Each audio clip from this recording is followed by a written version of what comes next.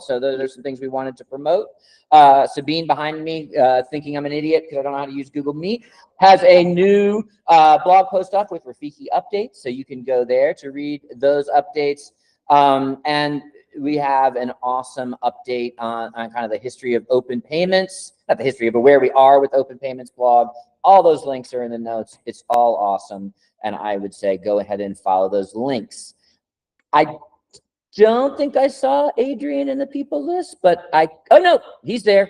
Adrian, do you want to click on and give us a Fynbos update? Hey, how's everybody? How's the work week is working all week? Cool. So from Fynbos side, we're furiously trying to finish our integration on the Chi Money, with Chi Money for the ability to onboard Canadian users. So that's something Don is working on. There's also a separate Chi Money project to enable peering between us and Chi Money in the US. So just to explain the difference, on the one hand, we're working with Chi Money to basically white label their wallet as a service product and make Fynbos's wallet available in Canada. And that would allow on and off ramps through Interact and things like that. But then separately, we obviously are trying to enable peering between all of the different providers we've built on top of globally. So the second part of my update is more about that. We kicked off that project in April. It's been a bit of a slow burner, but picking up a lot more steam this week. We had a call on Monday, our initial kickoff workshop with a consultant that we're working with to figure out how to get cross-border P2P payments working between Fiant, who is our provider in the US, and Paywiser, who is the licensed e-money institution in Europe that GateHub works very closely with, and who obviously we then work closely with. He came back with some really interesting proposals already following the workshop, and we're quite excited sort of to see where that goes. So he made a comment that we can move into execution phase next week. I think that's optimistic, but let's see. Hopefully that's what is going to happen, and we may have working payments between the US and Europe, within the next few weeks. That would be really exciting. But I'm not holding my breath. I know every time I get excited about things happening in payments quickly, they take 5 times longer than expected. So that's where we are on the Fynbos side. We're also doing a bit of branding work in sort of clearing up product branding and our product. We want to really focus on the Interledger brand around the wallet and make sure people understand that it is a wallet for Interledger, and it's a way for them to build with Interledger. We had some great feedback after the hackathon, which I think someone's going to talk about a bit more now. So people may have noticed we migrated it to a subdomain called wallet.fynbos.app recently. We're going to move it into sort of a brand of its own in the next, or a space of its own, a domain of its own in the next few weeks. But working out the details of that, and we'll have more to share when that's all done. We'll send an email out to all the existing users, and anyone else who's interested, follow along on our socials. That's it from me. Thanks, Chris. All right, thanks, Adrian. Some good chunky updates there. And as promised, we are going to hand over the rest of this month's community call to some varied report back, share outs, and winners from the University of Cape Town Hackathon. And I'm going to pass it off to my colleague, Sarah Jones, who will sort of be emceeing and taking us through and handing it off this exciting update. Sarah, take it away. Yeah, cool. Let me share my screen. Just give me one moment.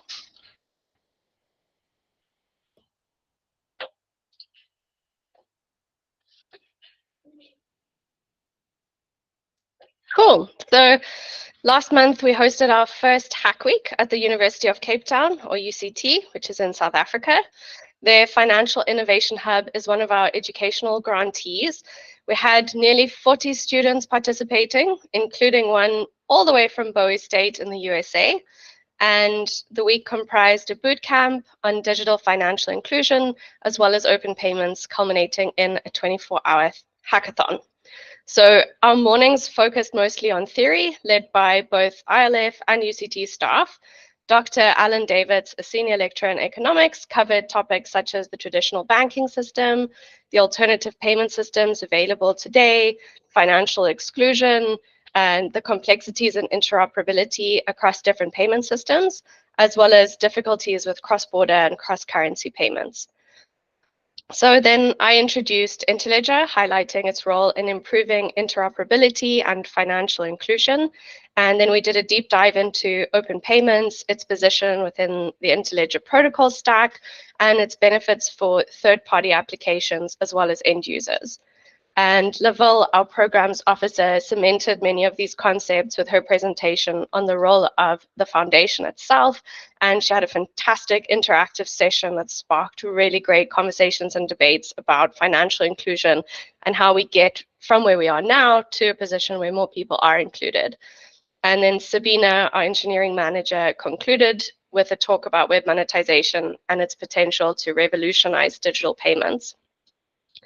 Then our afternoons were largely dedicated to hands-on experience, and the students created accounts on Interledger Test Wallet and were able to actually experiment with transactions, although we did have a few technical difficulties there, but everyone was very perseverant. So they also received real-world Fynbos wallets as well, loaded with 200 Rand for practical experimentation. And access to these wallets gave students insight into the user experience that open payments applications can provide. Then Max, another developer here at the ILF, guided students through those open payment code snippets that are up on our doc site and really enhanced their understanding of the developer experience of open payments as well.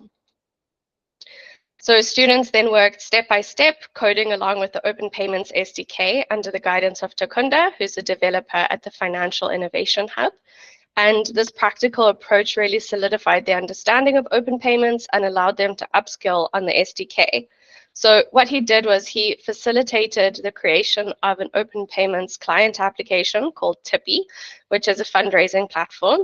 And this, we decided to provide a basic application out of the box for students to expand on so that they could focus on the actual open payments components.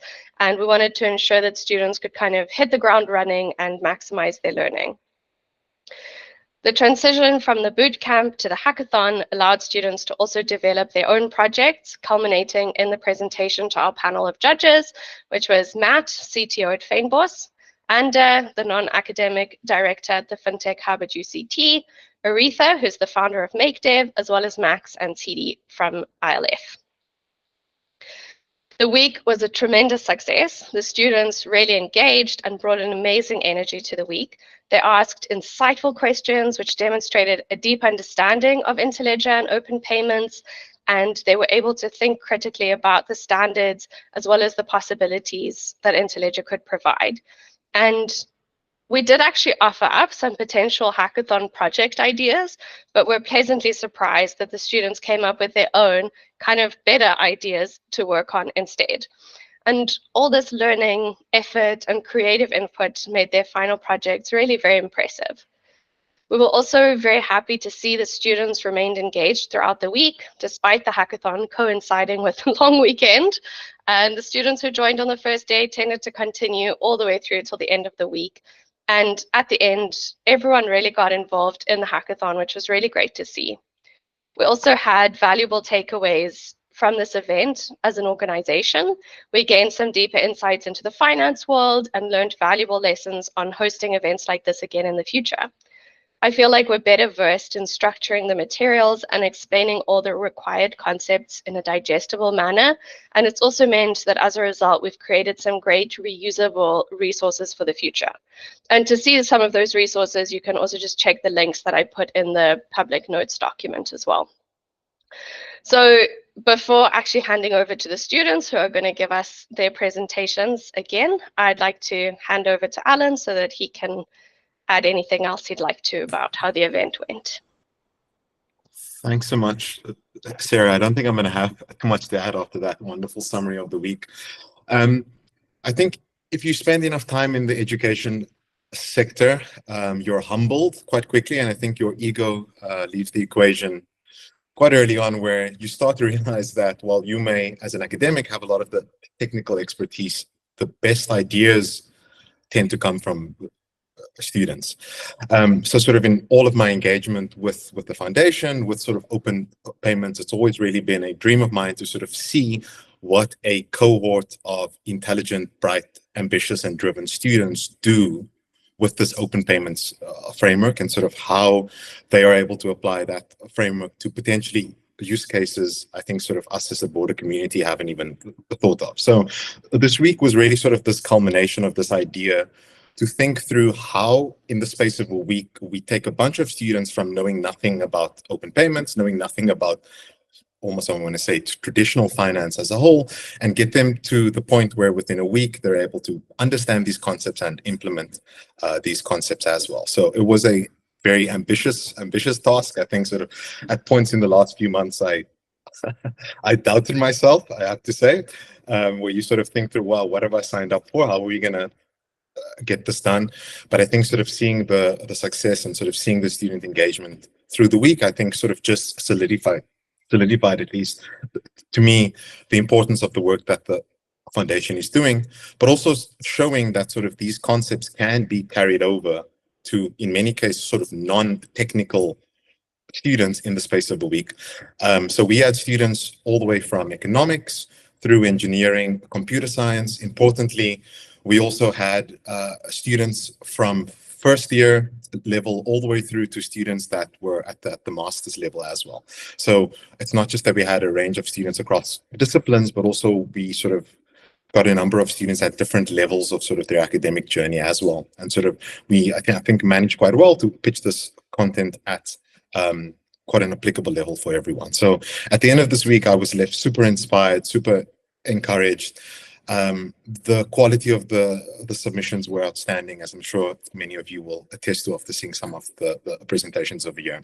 And I think sort of having this as a first event really just speaks volumes for the potential of sort of these week-long training and education events, and sort of highlights the role that these can have, especially as the foundation looks to sort of grow the educational footprint across the globe as well. So Sarah, I'm going to have to give it back to you. I'm not sure sort of the order you'd like to do the presentations, but I did have a look through the participant list, and it does seem that all of the groups presenting are indeed on the call. Well, that's a great start. Thanks. I was going to start with Sipiwe, if you'd like to. This was the winner of the hackathon, the group that won, and they're presenting the Secure Life cover. So let me hand over.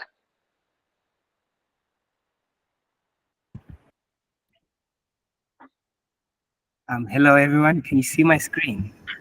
No? Not yet. Okay. Yeah. So I think Donnell will take over, and then I'll take over after. Okay. I don't know if everyone can hear me well. Yeah, sounds good.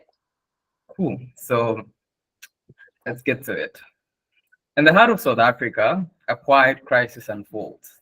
Millions of lives are living under shadow of financial insecurity when a loved one passes away. This is not due to a lack of funeral policies. In fact, the average South African in lower income communities juggles around 4 different funeral cover policies. The problem lies in remembering to pay them all. Existing payment methods are inconvenient and unreliable.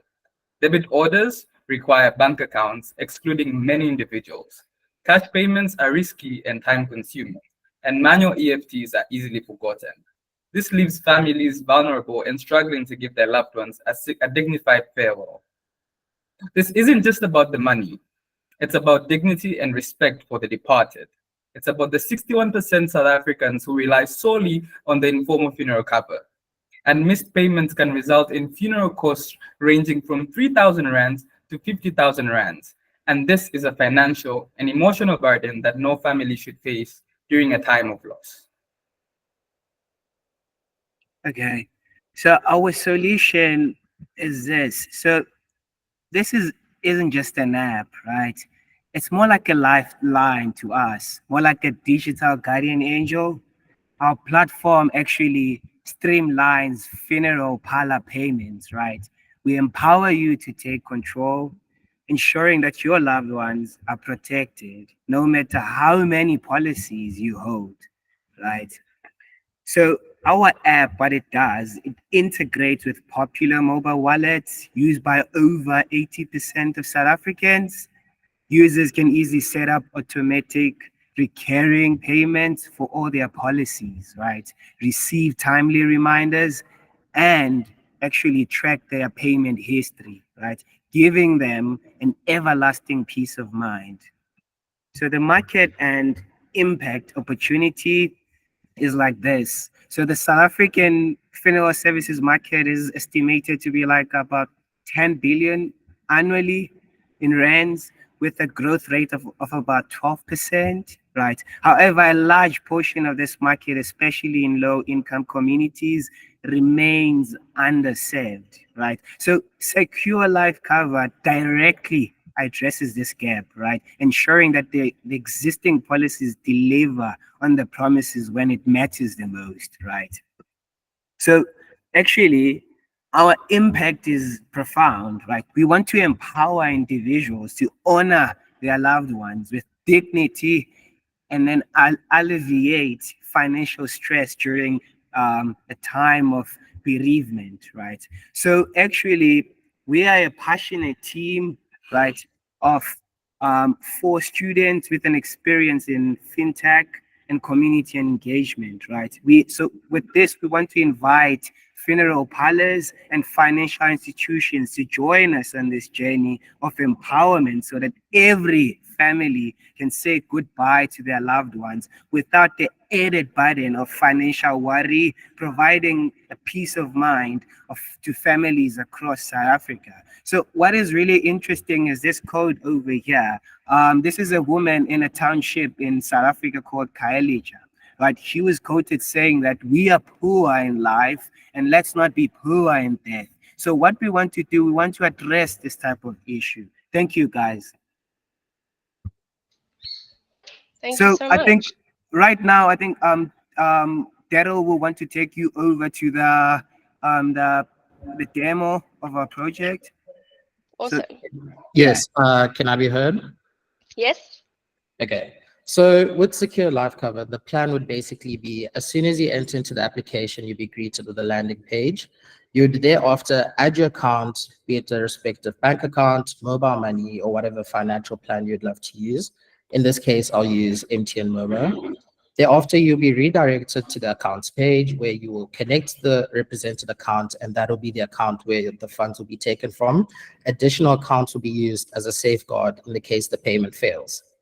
Thereafter, one will add a subscription. In this example, we will use UCT Funeral as the name, the amount which will be for the monthly amount. We can say 50, the repayment date each month which will be taken, and the respective payment pointer that will be used by Rafiki Money using the Interledger protocol.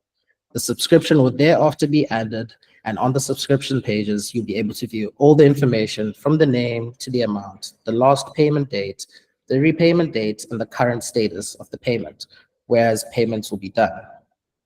Thereafter, we will also often have cases of where payment will be missed, and there will be a next of kin which can be added who will be contacted in the case of any issues.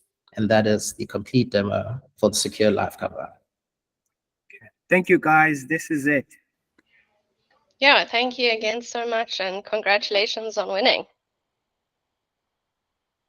And then next, I was going to pass over to Mark and his team to talk about Spend Secure. And this team came second place. Sure. Can everyone hear me?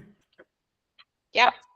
Okay, excellent. Let me share this PowerPoint. Hold on.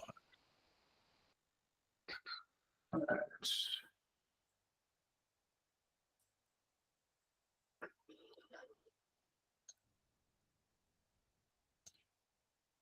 Okay, you should be able to see my screen. Cool. So my teammate's not here today, so he's camping in the Kruger, but I'll present our solution. So this was the slideshow we showed. Can everyone see? Yeah. Fantastic. Okay, so well, we were Team Rocket. I'm Mark, and my teammate was Ben. And here's our problem. Cross-border and family community support is plagued. There's high fees, long wait times, misuse, primarily misuse. That's the biggest one. If you want to send money home to young children, maybe adolescents, the real problem is that if you just send them money, are you going to guarantee that, how can you have some clarity of mind that they're going to use that money for what you sent it to them for? Are they going to misuse it, spend it on drugs or alcohol, or are they going to use it for the things you actually want them to? And so our solution was to create a system that allowed people to have communities, and they would pay into those communities by paying into essential wallets. So each community would have a wallet that could represent a service like Pick and Pay, which is a grocery store here. And then when you want to send a cross-border payment, instead of paying into a receiver or dependent's account directly, you would actually pay into Pick and Pay's account or a grocery store's account. And that way, your dependent would have to go to the grocery store with a unique ID, and they'd be able to get the goods for the value of the money that you sent. But they would have to represent themselves as a dependent of you. They wouldn't be able to just cash out to stop abuse.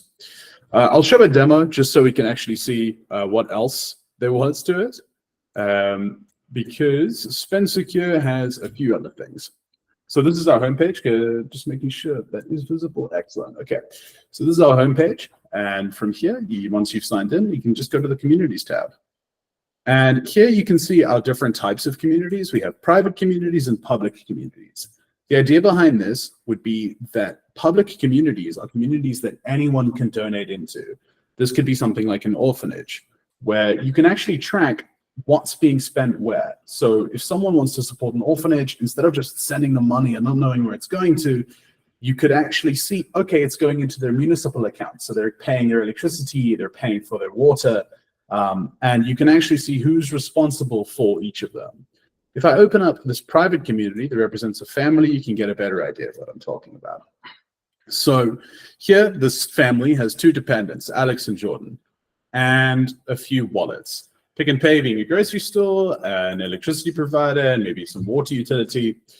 And the idea would be that I know for a fact that I need to send money home for groceries, but I don't want to just send the money and have it be misused. So I've assigned both of the kids to be dependents. Then I can donate to Pick and Pay or donate to the wallet. And that way, sorry for the loading time. And that way I can ensure that they only use that money for its primary purpose. You also add dependents, remove them at will, and add more wallets. Yeah, that was the primary purpose of our system. Another example would be a community center. You can also add new communities, public or private, and that was our solution. Yeah, I think that's about it. Awesome. And yeah, perfect. Thanks. Thanks so much, Mark. Mark, I wondered if you sort of had that gamification. Oh, of course. Sorry. There. Sorry, it actually is still there. It's something I completely forgot to show. Thank you for reminding me. It's quite something. So something else we discovered with this hackathon was web monetization, which we thought was like a great tool. And part of it was, let's say you are donating to something that is an open community, a public community, like an orphanage. Often enough, you can just click donate and that's the end of it. But a way to gamify it, to make people want to donate a little bit more, was this idea of mark gamification. So a person who wants to donate to an open community would click this button and it opens Doodle. And if you can see in the top right, I don't know if that's visible, but web monetization is actually active for this page. So as long as the person's playing the game, they're actually donating some money. That way, they spend a little bit more. So yeah, thank you. Thank you for reminding me, Al. Thank you. All good. Thanks, Mark. Awesome work. All right, thank you. And yeah, congratulations as well on your second place. And last to present here today is Sean and his team to represent Nachi. And unfortunately, they didn't get a prize position, but we thought they had a really fantastic project. So let me hand over, Sean.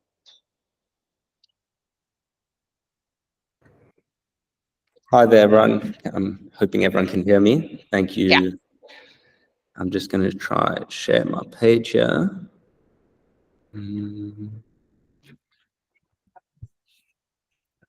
So just go and open it up. Okay, so can everyone see the page clearly? Yep. Yeah, so I just want to thank everyone for my time. I'm sure everyone's very busy and have lots to do now that it's winter and it's terrible weather here in Cape Town. So as Alan touched on during the hackathon, all of us participants were kind of encouraged to innovate around the Interledger protocol and its capabilities. So at Nachi, we tried to kind of pull away from maybe current solutions that the Interledger protocol can solve and maybe rather focus on changing the capabilities of the actual protocol. So I want to apologize if maybe some people don't have such high technical knowledge of the current protocol's capabilities, but I'm going to kind of assume that given the fact that we're on the call. So for those who know, the current protocol enables a one-to-one basis on their payments. So to imagine this, there's one payer and one receiver, right? That's how the current status quo is within the protocol. So at Nachi, we thought to maybe change the capabilities. So as we'll explain later technically, we're able to change the protocol to allow for multiple payers, right? So me, and I'll show a basic example later, me and maybe one or two of my friends to execute one transaction. So how this would work in real life without the protocol, maybe splitting a bill, many people can, pay with their credit card for one bill, right? And then also on the flip side, there'll be multiple receivers for this transaction. So I'll explain a bit in a bit, just so that you can kind of visualize how this would work in a real world scenario. So here's a fictional scenario of Alice and Sarah. So let's say these two girls are roommates and they want to buy a fridge together for their new apartment on Takealot.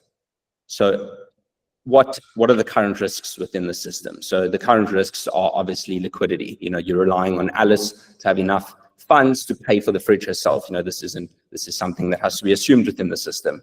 How it would work normally then would be that Sarah would pay Alice and Alice would execute the transaction for Takealot. So what happens if Sarah doesn't pay Alice back? What if they untrusted parties? So this is why we've implemented a multiple payment grant system in which both Alice and Sarah can both pay their individual specified amount for the total purchase of the fridge. So how this would work is a little notification would pop up when you're checking out on the Takealot website, in which you could plug in your Fynbos wallet and say, send a split, almost like an Uber, in which you send a split to, Alice would send a split to Sarah's wallet and input her URL for her wallet and specify the amount for each participant to pay. So once both payments have gone through, one transaction would then be executed. Therefore, there are no more liquidity risks because the transaction will not go through unless both of them have fulfilled the total amount of the transaction. And there's also a trustless environment within the transaction, as Alice does not require Sarah to pay her before or after the transaction. So I'll give off now to Johan to explain the other end of the transaction. Perfect. Thanks, Sean. Can everybody hear me? Cool.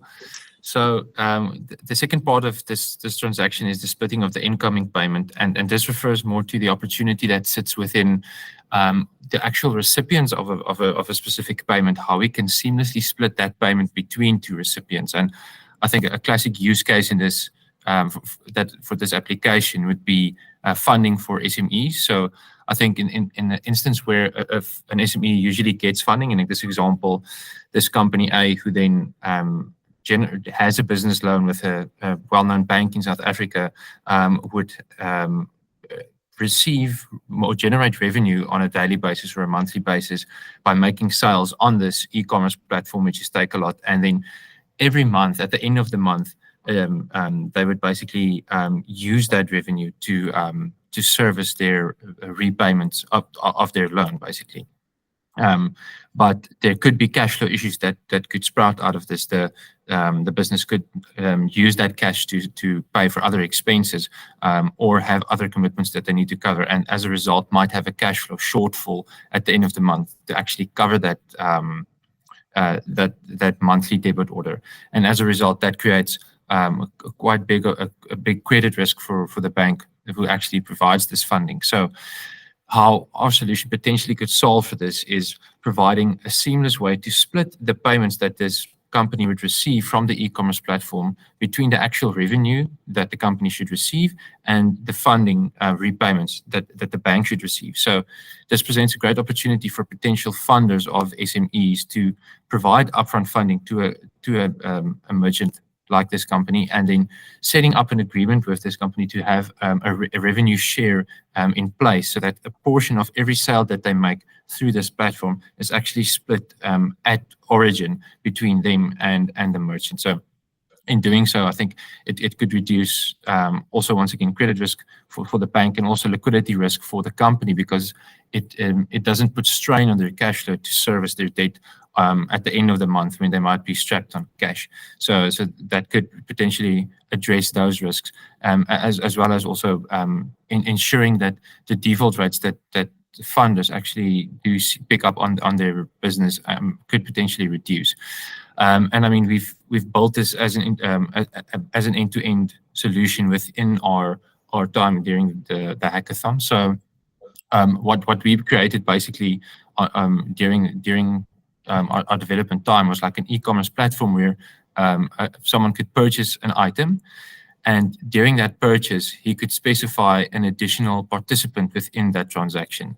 And then during that, when he specifies the additional participant, he provides a single authorization for this payment, and then we processed basically 2 outgoing payments to 2 different recipients within that single authorization. And how we enable that is by rotating that authorization key to ensure that 2 outgoing payments could be facilitated with 1 authorization. And obviously that is then split between 2 actual payers on the incoming payment side. So I think that was quite seamless, in the sense that the actual user only authorized 1 payment. They only saw 1 amount going out of their account. But in the back end, when we checked the transactions, we actually managed to make 4 different payments, 2 to 1 recipient and 2 to another recipient. And in doing so, we managed to create multiple payments going out and coming in through this solution. I think there are many applications that we could potentially use this for, but yeah, the basic capability is in place, and I think it's a great opportunity for us to expand into various areas. As Sean has mentioned, like splitting a bill at a restaurant. We've also think about other opportunities like at airlines or the like. So yeah, there's definitely an opportunity to make it a bit more scalable and a bit more flexible in its back-end applications, but the basic use case that we wanted to demonstrate, came through quite nicely. Okay, great. So I just want to touch on something Johan said. Yeah, so I just want to confirm we did have a successful demo in which we were able to do this authorization, and we're happy to share that demo with anyone who would like, or open up on how we exactly did this. I thought of a couple more use cases. I thought, within this digital world, maybe asset tokenization could be an awesome case in which multiple parties can collaborate and purchase 1 asset, and thereafter the return of that tokenized asset could be distributed through those multiple parties thereafter. So that could be one use case of that the system could be furthermore than the current e-commerce simple platform. Yeah, that's all from our side. Awesome. Yeah, tremendous work, guys. And if you have a demo video or anything else you want to add, you're free to add it into our public meeting notes. They are public for a reason, so then people will know where to look for them and where to find them. I'll just post the link again so that you can check that out.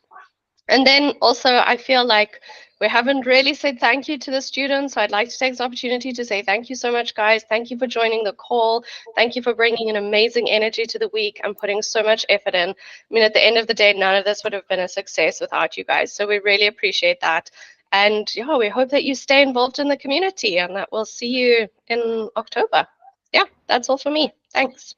All right. Thank you, Sarah. Well, we actually have a little bit of time. If there's anybody out there, I didn't see anything on the chat, but if anyone has a question or a follow-up or a comment for any of the student work, they'd like to go ahead and open your talking machine and go ahead and ask if there's anybody out there.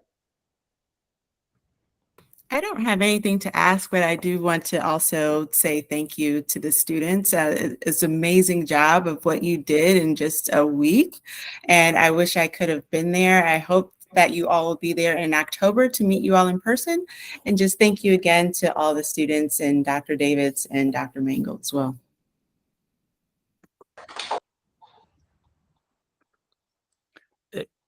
Can I comment very quickly, Chris? So basically, when you said you took 1 week of let's say training in financial services, going all the way to open payments and ILP, we tried to do the same thing in a month time.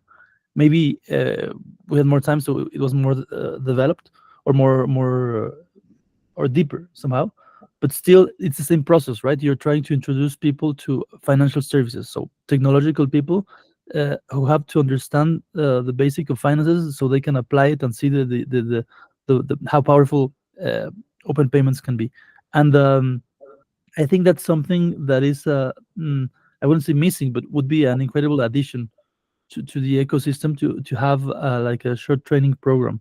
So we built a small curriculum for the month that we had to be adapting during the month, depending on how the people we're training were reacting.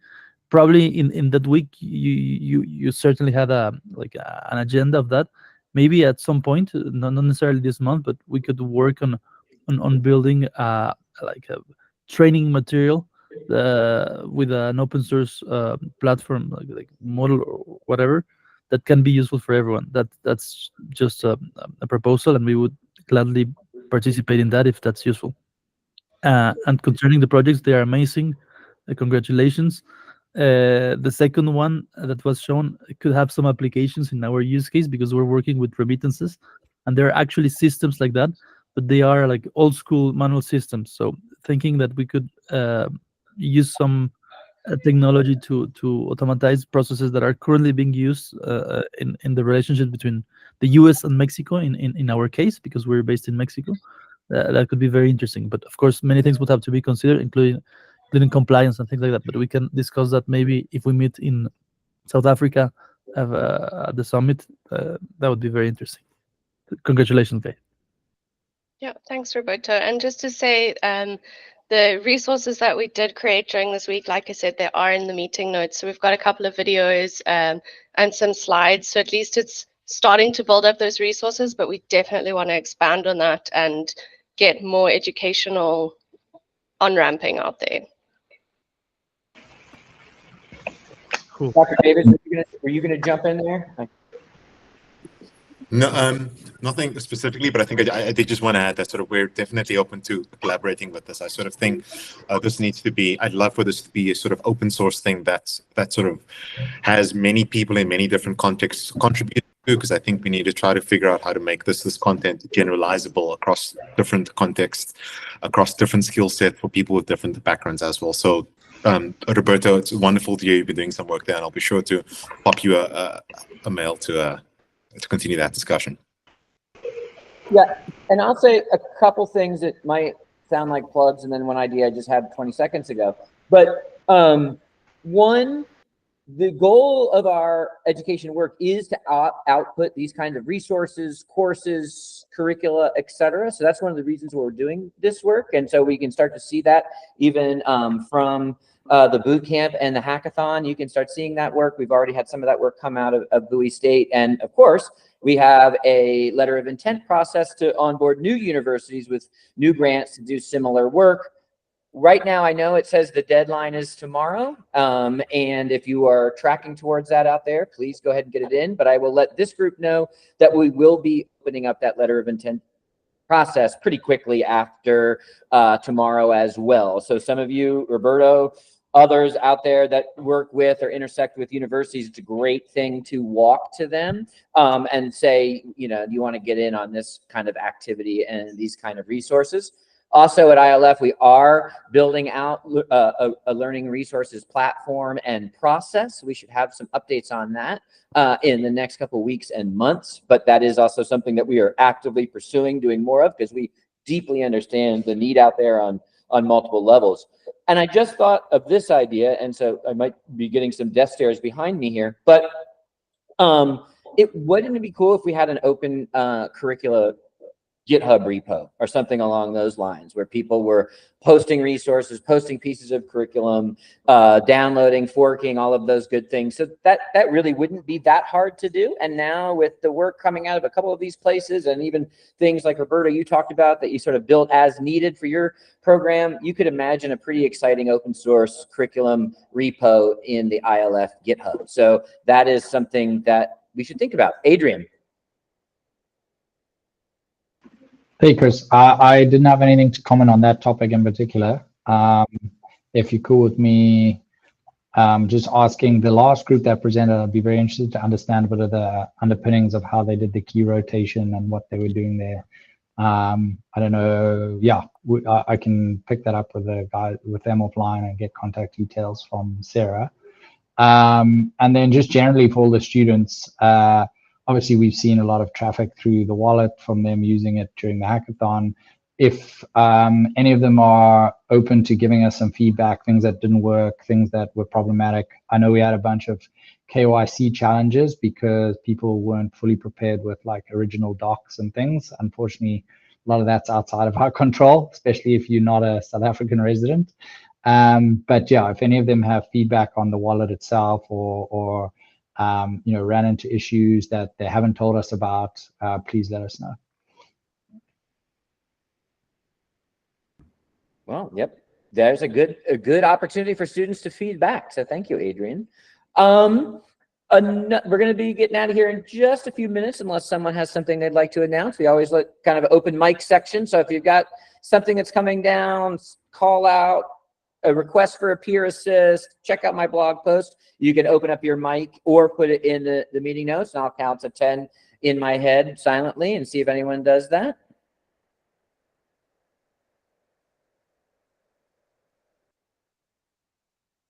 All right. But I'm going to take this opportunity to give a shout out that we will be doing another Cape Town hackathon. This one will be open to more than just students in the Cape Town area, although we hope that it is packed with students. And if it was predominantly students, we would be thrilled. But it is the weekend before the summit, and I apologize, I don't have the dates right in front of me. One of my friendly colleagues could maybe post those dates in the chat, and they probably are already in the meeting notes there. And so this is, if you'd like to be involved in part 2 here in Cape Town, kind of as a hackathon kickoff to Summit Week Cape Town, you can see the details in the meeting notes. You can start to put that on in your mental calendar and possibly start to plan to join us for that hackathon, where we will be continuing to build on these and other innovations. I think with that, I think we might be getting out of here. Anyone else have anything to add? Getting some great links in the chat if you need them. All right. Well, this is one of my favorite community calls in a long time. I love seeing demos. I love seeing demos by students and seeing, the creativity and energy in the Interledger ecosystem. So what a great meeting. We will be back with you in August. I know probably people are a little bit curious about what we're doing here at the Web Monetization Workweek. Well, we will be featuring outputs from this week in the next community call. So there is a little bit of a teaser, as they say in a trade. All right. We will see you in a month. Bye, everybody. Take care. Bye. Bye. Bye.